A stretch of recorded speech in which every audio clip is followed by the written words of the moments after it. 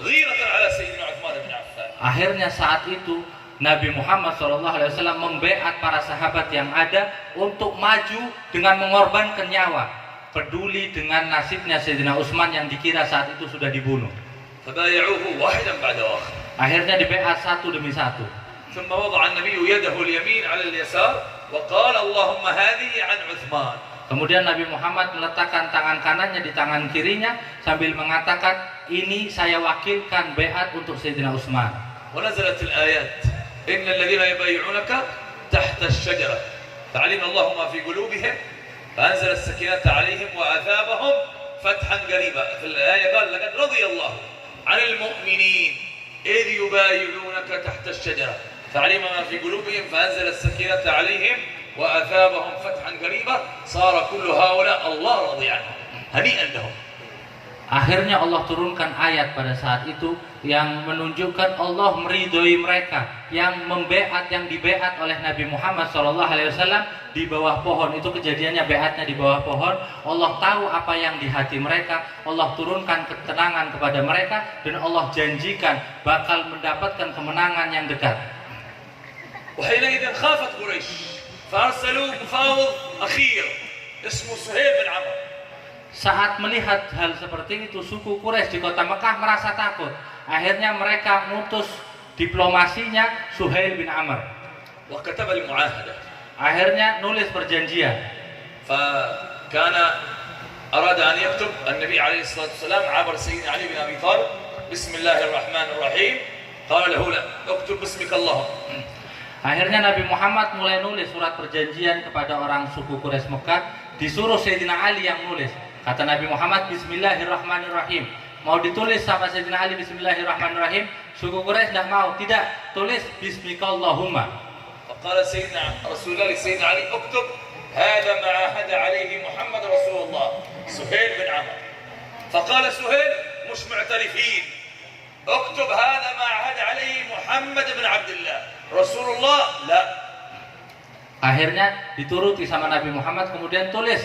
Nabi Muhammad ngomong sama Sayyidina Ali, tulis lagi, ini perjanjian antara Muhammad Rasulullah dengan Suhail bin Amr. Akhirnya Suhail bin Amr yang dengar, tidak mau, saya tidak terima kalau gini, saya tidak percaya Muhammad Rasulullah siapa.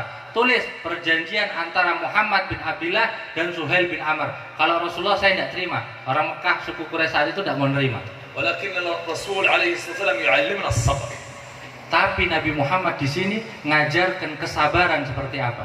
فقال لسيدنا علي امحو رسول الله. Akhirnya Nabi Muhammad ngomong sama Sayyidina Ali, ya hapus itu tulisan Rasulullahnya.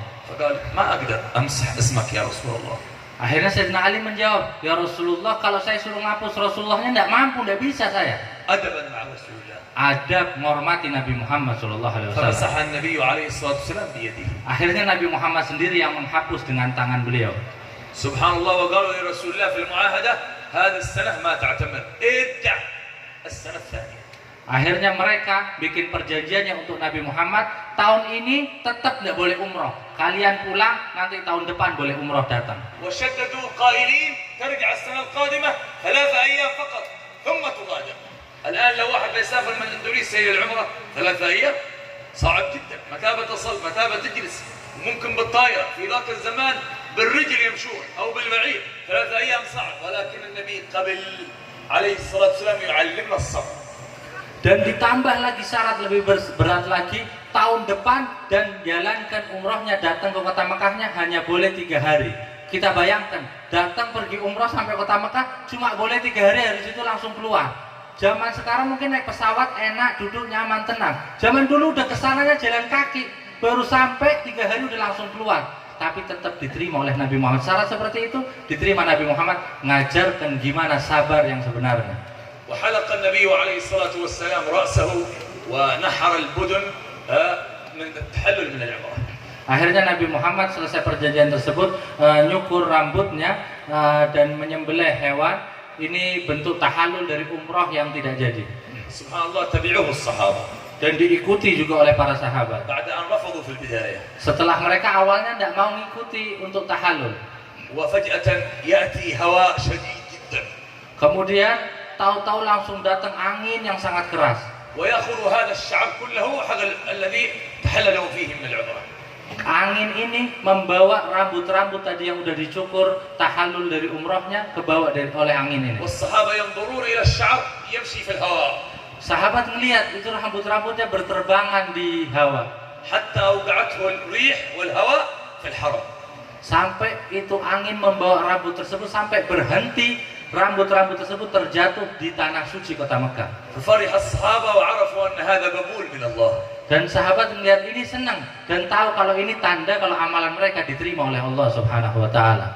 إذا تعلمنا الصبر سنعيش في هذه الحياة في خير وعافية. Kalau kita mau belajar sabar, kita bakal hidup di kehidupan ini dengan kebaikan dan kemudahan.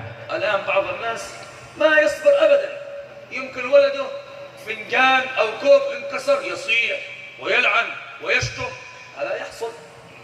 Zaman sekarang orang tidak ada sabarnya sedikit pun. Baru anak kecilnya mungkin mecahkan cangkir kecil, langsung marah-marah, caci maki habis-habisan.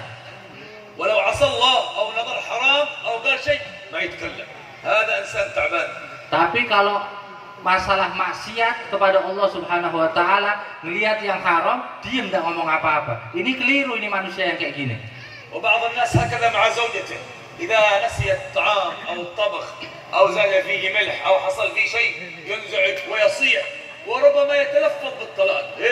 تأنى قليل. Dan begitu juga mungkin sebagian orang suami berbuat seperti ini kepada istrinya.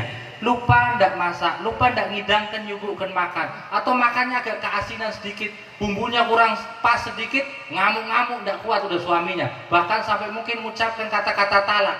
Ini harus tenang dulu sebentar.